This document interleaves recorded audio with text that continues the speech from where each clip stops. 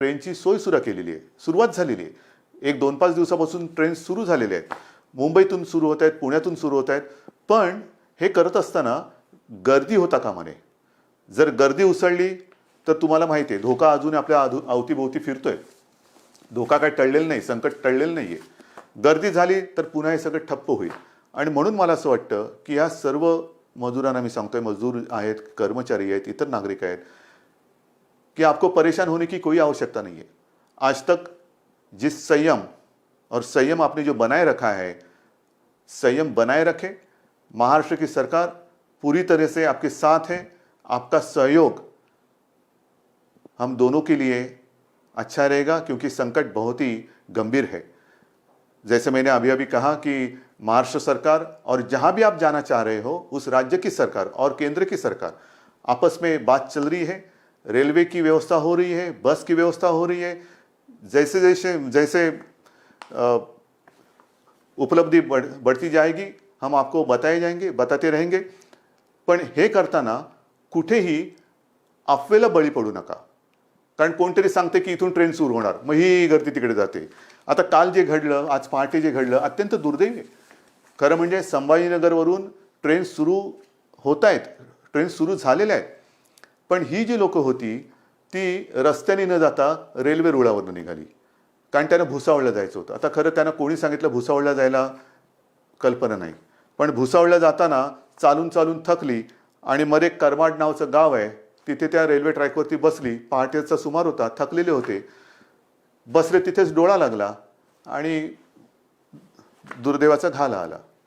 खरंच हे अत्यंत दुर्दैवी घटना आहे. मी मनातून अत्यंत दुःखी झालो ह्या सगळ्या घटनेबाबत. आणि पुन्हा पुन्हा सांगतो की कृपा करून जिथे आहात तिथेच थांबा. राज्याची यंत्रणा जी आहे ती आपल्या संपर्कात आहे. जसजशी आपली सोय होईल तसतसं आपण तुम्हाला घरी पाठवतो आहोत. तुम्हाला घरी पाठवल्याशिवाय आम्ही शांत बसणार नाही. पण शांती ठेवा, अस्वस्थ होऊ नका, कुठेही गडबड गोंधळ करू नका. अत्यंत शिस्तीत आणि संयमाने आपण हे काम करतो आहोत. पण त्याही राज्याच्या काही सुरक्षेच्या दृष्टीने अटी आहेत, चेकिंग असेल, काही असेल, ह्या सगळ्या गोष्टी होत आहेत आणि ते करून आपण ही सगळी व्यवस्था करतो आहोत. दुसरी गोष्ट, गेले 2-3 दिवस मुंबईमध्ये एक अफवा आहे. अफवा काय? मुंबई लष्कराच्या ताब्यात देणार, मुंबई लष्कराच्या ताब्यात देणार, मुंबईमध्ये लष्कर येणार, मग लॉकडाऊन होणार, सगळी दुकानं बंद होणार. लष्कर कशाला पाहिजे? आणि आजपर्यंत मी जे काही केलेलं आहे तुम्हाला सांगून आणि तुम्हाला विश्वासात घेऊन केलेलं आहे आणि तसाच मी करणार आहे, तसंच करणार आहे. आपल्याकडे सुद्धा तुमच्या लक्षात असेल की लॉकडाऊन करताना टप्प्याटप्प्याने आपण करत गेलो. पहिल्या काही गोष्टी बंद केल्या, नंतर काही गोष्टी बंद केल्या, त्याच्यानंतर काही केल्या, असं करत करतच आपण पुढे गेलो. त्याच्यामुळे लष्कराची काहीच गरज नाही आहे. आणि मी तुम्हाला पहिल्या माझ्या भेटीतच सांगितलेलं आहे की ही जी लढाई आहे ह्याच्यामध्ये जवान आपण सगळेजण आहात. ते जे जवान आहेत ते सरहद्द सांभाळत आहेत, पण हे जे युद्ध आहे हे आपल्याला लढायचं आहे आणि तसं तुम्ही ते लढतात. संयमाच्या आणि जिद्दीच्या जोरावरती लढतात. लष्कराची आवश्यकता नाही आहे, लष्कर मुंबईत येणार नाही. पण जी एक आपण काळजी घेतोय, या सगळ्या गोष्टी मला तुम्हाला पुन्हा पुन्हा मी मुद्दामून सांगतोय, कारण आपल्या मनात कुठे गोंधळ गडबड होता कामा नये, गैरसमज तर अजिबात होता कामा नये. मी पहिल्या दिवसापासून सांगतोय की हे संकट गंभीर असलं तरी सरकार खंबीर आहे. मग खंबीरता म्हणजे काय? काही दिवसापूर्वी पाहिलं असेल, मी स्वतः या बांद्रा कुर्ला कॉम्प्लेक्सच्या मैदानात गेलो होतो, जिथे मोठा आपण कोविड केअर सेंटर उभारतोय, प्रथम उपचार केंद्र. तसंच रेसकोर्सला उभारतोय, तिथे वरळी डोममध्ये केलेलं आहे, गोरेगावचे एक्झिबिशन ग्राउंडमध्ये केलेलं आहे. कदाचित बांद्रा कुर्ला कॉम्प्लेक्समध्ये आपण ते आणखीन दुप्पट करू, आणखीन काही ठिकाणी वाढू. काय हे सगळं करतोय की हे संकट रोखताना समजा आपल्याला काही लोकांची सोय त्याच्यात करण्याची आवश्यकता वाटली, प्राथमिक केंद्रामध्ये, म्हणजे कोणाला ऑक्सिजन देण्याची गरज लागली. समजा आता जे आपल्याकडे केसेस येत आहेत 80% ॲसिम्प्टोमॅटिक आहेत पण पॉझिटिव्ह आहेत, मग त्यांना ठेवायचं कुठे? तर त्याच्यासाठी ह्या आपण सोयी वाढवतो आहोत. पण हे वाढवताना पुढचा पावसाळा सुद्धा लक्षात घेतला पाहिजे. समजा पाऊस पडला, मुंबईचा पाऊस तुम्हाला माहिती आहे, त्रेधा तिरपीट उडवतो, मग त्यावेळेला काय करणार? हॉस्पिटल्स कमी पडता कामा नये. म्हणून मी स्वतः केंद्र सरकारला विनंती केली आणि ती मान्य सुद्धा झाली की जिथे जिथे राज्यामध्ये आपल्या केंद्र सरकारच्या ज्या काही यंत्रणा आहेत, मग रेल्वे आहे, BPT आहे, अगदी मिलिटरी सुद्धा आहे, त्यांची हॉस्पिटल्स आणि डॉक्टर्स हे जर का आम्हाला आवश्यकता लागली तर वापरण्याची आम्हाला परवानगी द्या. हे करणं काही गैर नाही आहे, कारण पुढचा धोका आपल्याला उद्भवणार नाही. पण जर का आवश्यकता लागली तर त्या हॉस्पिटलची आणि डॉक्टर्सची व्यवस्था ही त्यांना आधी सांगून ठेवलेली बरी, की जेणेकरून नंतर धावपळ नको.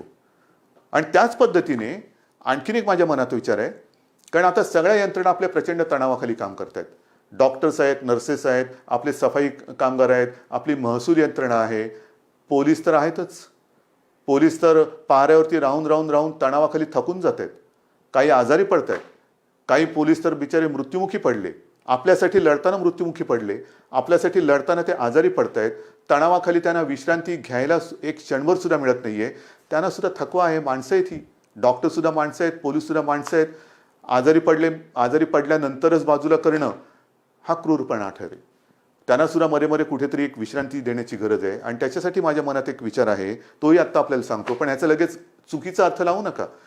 माझ्या मनात असा विचार आहे की केंद्र सरकारला मला सांगायचं आहे की जर का अधिकचं मनुष्यबळ लागलं, या पोलिसांना आम्हाला थोडी विश्रांती देण्याची आवश्यकता लागली, तर काही दिवस पोलिसांना टप्प्याटप्प्याने विश्रांती देऊन त्यांना पुन्हा आणायचं, यांना टप्प्याने विश्रांती द्यायची, पुन्हा आणायचं.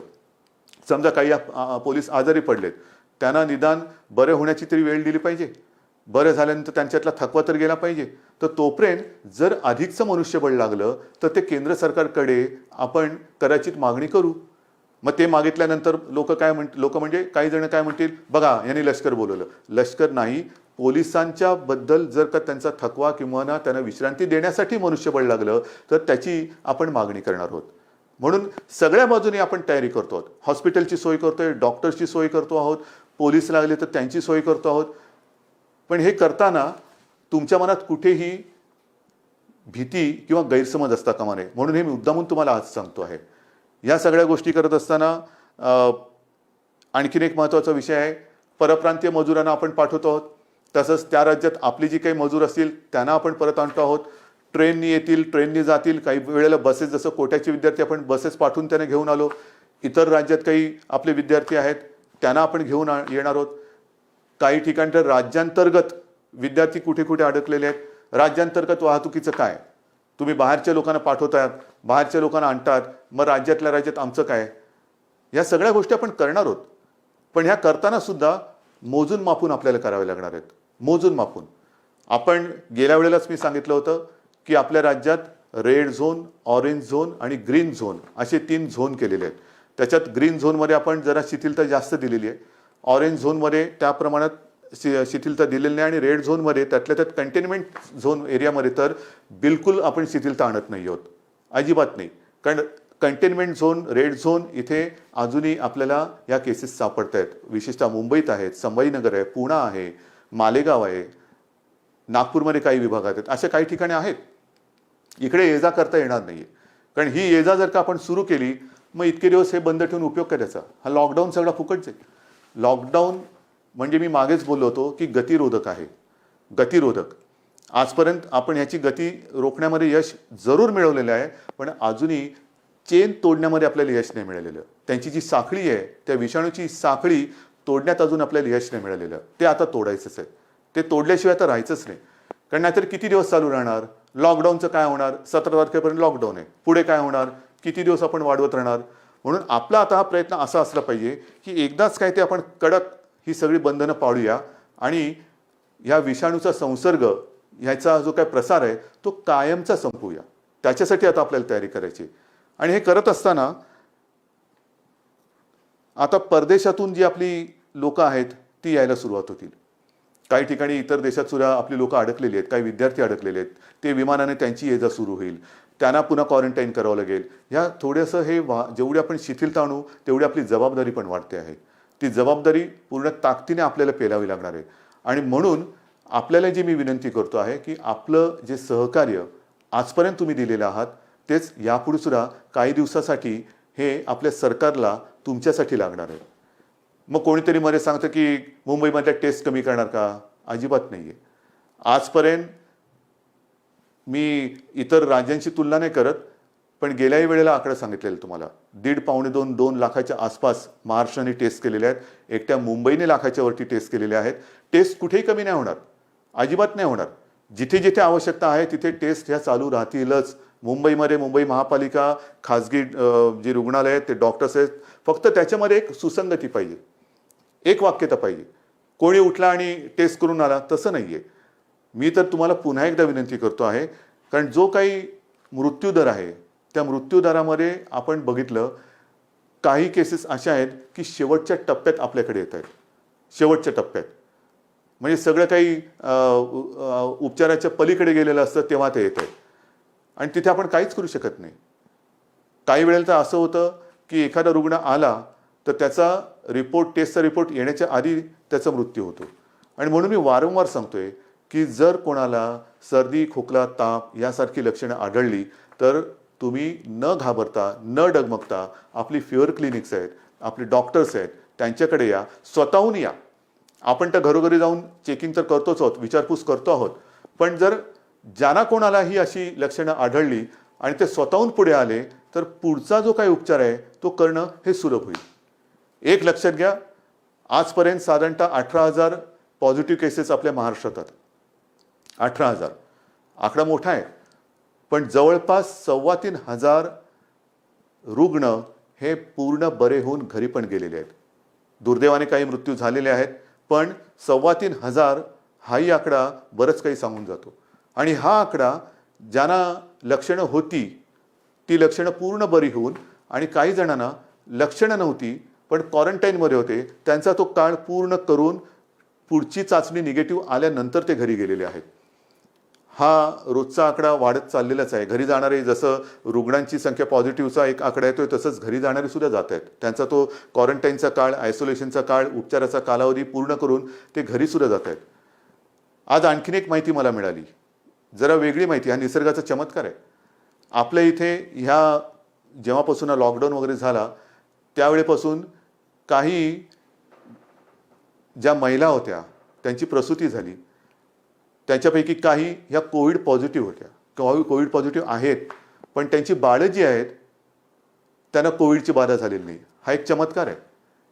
म्हणजे आईला कोविड पॉझिटिव्ह आहे पण बाळ हे निगेटिव्ह आहे, त्याला कोविड झालेलं नाही आहे, बाळ सुखरूप आहे, असाही चमत्कार आहे. आणि त्याच्यानंतर ते बाळ त्या आईसोबतच आहे. हा एक निसर्गाचा चमत्कार आहे. ह्या काही गोष्टी घडत आहेत. तर अशाही गोष्टी आहेत, ह्याच्यामध्ये खबरदारी घेणं हा एक महत्त्वाचा भाग आहे. त्याच्यानंतर काही वेळेला काही घटना घडतात, जसं काल एक आपण बघितलं असेल की हॉस्पिटलमध्ये गलथानपणा. नाही, अजिबात नाही चालणार, अजिबात चालणार नाही. मी माणुसकी समजू शकतो, माणुसकीचा धर्म समजू शकतो, पण त्याच्यामध्ये गलथानपणा अजिबात सहन केला जाणार नाही. जसं मी वारंवार सांगतो की पोलीस आणि डॉक्टर यांच्या रूपात देव आपल्यासोबत आहे. त्यांच्याशी कोणी हुज्जत घालू नका, त्यांच्यावरती हल्ले होता कामा नये. हल्ले केले तर कडक कारवाई होईल. तसंच डॉक्टर्स आणि यांनाही सांगतोय की हॉस्पिटलमध्ये गलथानपणा होता कामा नये, अजिबात नाही. काही मदत लागली सरकारसोबत आहे, महापालिकासोबत आहे, गलथानपणा करायचा नाही. म्हणजे सगळं चांगलं चालू असताना कारवाई करण्याची वेळ आमच्यावरती आणू नका, कारवाई करू नका. तिकडे गलथानपणा आणि दप्तर दिरंगाईला अजिबात क्षमा केली जाणार नाही. कारण नाहीतर हे सगळं करतोय कोणासाठी? मी परवा जे काही गेलो होतो बांद्रा कुर्ला कॉम्प्लेक्स, रेसकोर्समध्ये आपण करतोय, सगळं करतोय. तिकडे 100 रुग्णशय्या आपलं 1000च्या आसपास रुग्णशय्या या बांद्रा कुर्ला कॉम्प्लेक्सला करतोय. त्याची क्षमता मी आता दुप्पट करायला सांगतोय. काय आपल्याला फर्निचरचं दुकान नाही काढायचं की बघा किती बेड्स आहेत आमच्याकडे उपलब्ध आहे, कोणी आणि झोपून जा. नाही, त्याच्या मागे एक गांभीर्य आहे. ही आवश्यकता लागू नये ही माझी प्रार्थना आहे. पण ही सोय सुविधा वाढत असताना आपल्याला डॉक्टर्सची सुद्धा आवश्यकता लागणार आहे, परिचारिकांची आवश्यकता लागणार आहे.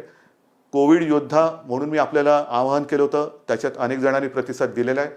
आज मी आयुषच्या डॉक्टरना सुद्धा विनंती करतो आहे, आवाहन करतोय की तुमची सुद्धा आम्हाला गरज आहे. होमिओपॅथी डॉक्टरची सुद्धा आवश्यकता आहे. आयुर्वेदचे डॉक्टर असतील, तुम्ही या. आपण सगळे मिळून एकजुटीने या संकटाचा सामना करूया. सगळे एकत्र आले, ठीक आहे ना. काही वेळेला गंभीर आजार असेल तिकडे ॲलोपॅथी चालेल. जर का आपल्याला प्रतिकारशक्ती वाढवायची असेल त्याच्यासाठी होमिओपॅथी किंवा आयुर्वेद चालत असेल, जरूर या. कदाचित हे सगळे आपले आयुषचे डॉक्टर्स आणि या सगळ्या डॉक्टरशी फिवर क्लिनिकमध्ये मदत होणार असेल, सर्दी खोकला ताप आहे की नाही बघण्यासाठी, तेवढंच आपल्याला हॉस्पिटलमध्ये काम करणाऱ्या डॉक्टरांवरचा ओझं ताण हा कमी करता येईल. म्हणून मला आपल्याला ह्या सगळ्यांची आवश्यकता आहे. आणि त्याच्यासाठी मी आज आपले डॉक्टर लहाने साहेब त्यांना सुद्धा सांगितले की डॉक्टर साहेब अर्थात ते सुद्धा दिवसरात्र मेहनत करतातच आहेत, कोणी मेहनतीमध्ये मागे पडत नाहीये. त्यांनी सुद्धा आता पुढाकार घेतलेला आहे. डॉक्टर ओक आपल्यासोबत आहे, टास्क फोर्स आपल्यासोबत आहे, सगळे आपल्यासोबत आहेत आणि हे करून आपण ही लढाई अधिक मजबूतीने आता लढत आहोत.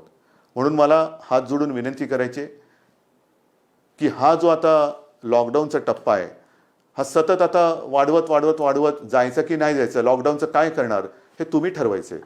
जेवढं तुम्ही शिस्त पाळाल, जेवढं तुम्ही बंधनं कडक पद्धतीने पाळाल, तेवढं लवकर आपण या संकटातून बाहेर येऊ. कोणालाही आनंद नाही आहे लॉकडाऊन वाढवण्यामध्ये. लॉकडाऊन वाढवणं म्हणजे पिंजऱ्यात बसल्यासारखं आहे, कोण वाढत बसल्यासारखं आहे. आत्ता ते बसण्याची गरज आहे आणि ती शिस्त अजूनही मला काही ठिकाणी बिघडलेली दिसते.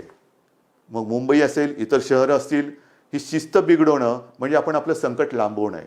जेवढं तुम्ही हे बंधन तोडायला बघाल तेवढं हे बंधन अधिकाधिक तुमच्या भोवती आपला फास आवडत जाईल. म्हणून हे बंधन पाळणं, शिस्त पाळणं, लोकांमध्ये न मिसळणं, एकमेकाशी आता ह्या कालच्या त्या सर्वपक्षीय बैठकीमध्ये जो मी एक शब्द वापरला होता फिजिकल डिस्टन्सिंग, सोशल डिस्टन्सिंग म्हणजे जरा त्याचा अर्थ वेगळा होतो. सामाजिक अंतर नकोय. थोडंसं आपल्याला एकमेकापासून अंतरावरती राहणं, मग त्याला शब्द फिजिकल डिस्टन्सिंग म्हणायचं आहे किंवा आणखीन काय म्हणायचं आहे काही म्हणा, पण ते अंतर ठेवून आपल्याला पुढचा काही काळ तरी तोंडाला मास्क लावून हात सतत धुत राहून हा असा काही काळ आपल्याला काढावं लागेल. हे संकट अजूनही कोणाला अंदाज येत नाहीये. काही जण आता म्हणायला लागलेत कोरोनाबरोबर जगा. कोरोनाबरोबर जगा म्हणजे कसं जगायचं, हे असं घरात राहून हे नाही चालणार आपल्याला. आपला महाराष्ट्र, मी अनेकदा सांगतोय, मला लष्कराची अजिबात गरज नाहीये, कारण हा शिवरायाचा महाराष्ट्र आहे. नुसते आपण बोलताना शाहू फुले, आंबेडकर, गाडगे महाराज यांची नावं घेऊन उपयोग नाहीये. त्यांनी जे काय आपल्याला शिकवलेलं आहे, छत्रपती शिवाजी महाराजांनी सुद्धा आपल्याला लढायचं कसं हे शिकवलेलं आहे आणि त्यांची परंपरा असलेला महाराष्ट्र, इथे मला लष्कराची आवश्यकता नाही. माझा प्रत्येक नागरिक हा जवान आहे, हा सैनिक आहे आणि तो या लढाईमध्ये स्वतः लढून या विषाणूवरती मात केल्याशिवाय राहणार नाही. हा तुमच्याबरोबर माझा सुद्धा आत्मविश्वास आहे. म्हणून पुन्हा एकदा सगळ्यांना सहकार्याची विनंती करतो, धन्यवाद देतो. जय हिंद, जय Maharashtra. Be a part of powerful digital news network, Navi Mumbai network. तो सब्सक्राइब करें और नोटिफिकेशन पाने के लिए बेल आइकन पर जरूर क्लिक करें.